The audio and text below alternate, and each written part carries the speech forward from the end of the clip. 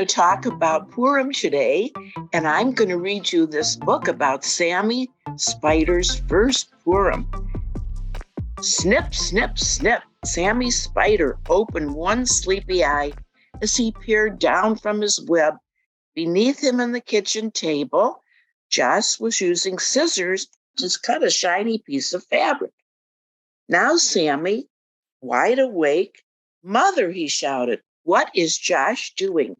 A startled Mrs. Spider woke up from a sound sleep. "Sammy, can you please speak a little more softly?" She gazed downward. "He's making a costume for Purim. Josh will wear it tonight when the family goes to synagogue to hear the story of how Queen Esther saved the Jewish people from wicked Haman." "Can we go to synagogue and hear the story too, Mother?" Sammy asked. "Silly little Sammy," said Mrs. Spider. "Spiders don't go to synagogue. Spiders spin webs." Bang went the cupboard door, drawing Sammy's attention to the kitchen counter, where Mrs. Shapiro had placed a bowl, flour, sugar, oil, eggs, and a can of poppy seed filling. "Mother," Sammy yelled, "what is Mrs. Shapiro making?" "Please use your soft voice," Mrs. Spider reminded Sammy. "Mrs. Shapiro is baking delicious 3-cornered cookies called Hummentaschen. She will put some into baskets and Josh will deliver them to the neighbors." "Can we make Hummentaschen too?" asked Sammy. "Silly little Sammy," answered Mrs. Spider.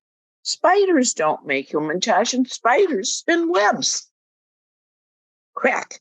Mrs. Shapiro broke the eggs and added them to the bowl. Whirr went the beaters. Sammy watched Mrs. Shapiro roll the dough and cut it into pieces. He listened to the hum of the can opener as she opened a can of poppy seed filling, putting a spoonful in the center of each circle and pinched the corners together. That made a triangle.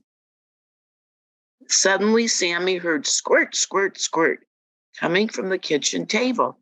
Josh was squeezing glue from a bottle into a folded paper plate.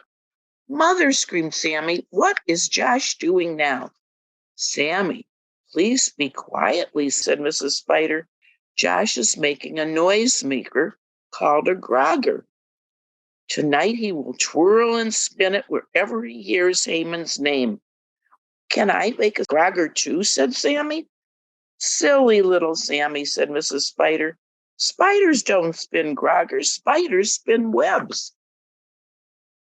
Sammy lowered himself into a strand of webbing to get a little closer look. He listened to the soft tinkling of the glitter as Josh sprinkled it into the glue. Josh filled the grogger with buttons.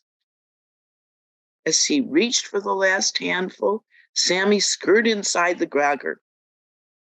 And just then he heard a loud crunch as Josh stapled the grogger shut. Josh gave the grogger a practice shake, and the buttons rained down on Sammy. From inside the grogger, Sammy shouted, "Mother!"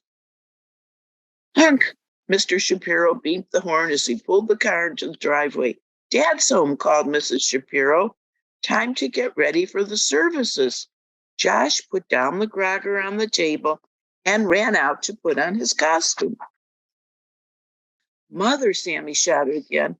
Mrs. Spider couldn't see Sammy, but she could hear him. "Where are you?" she called. "I'm here, Mother. I'm here inside the grogger." Ooh, Mrs. Spider hurried over to the grogger. Luckily, she noticed one of the staples was loose. She pulled and pulled until it finally came out. Sammy crawled through the tiny opening into his mother's arms. Just then, Josh came back into the kitchen, grabbed his grogger, and dashed out. "Oh, Mother," squealed Sammy, "don't you wish we could have a grogger for Purim?"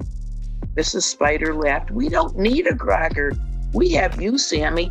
You are our very own noisemaker." Bang, bang.